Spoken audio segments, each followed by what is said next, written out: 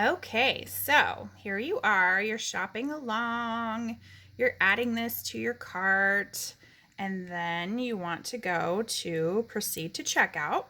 This is, for those of you popping on, this is how to utilize earned credit, Ycash credit, either from hosting an affiliate link or from being a prestige presenter, or not a presenter, I apologize, prestige customer, which is once you spend $100, you get $10 in free.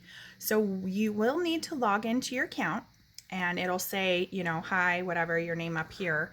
And then this will show you how much credit you have to utilize, okay?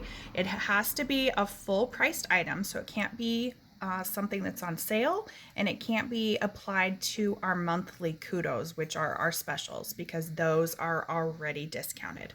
So to utilize that, whatever the amount is that you want to apply, you just type it in. So say $20, hit enter, and it'll show you right there. Your $20 in Ycash credit has been subtracted from your total. It shows again right there just to confirm, and then you just do your checkout.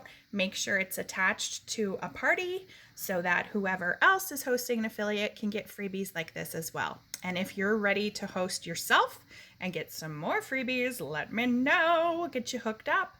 But that's it, short and sweet. Thanks.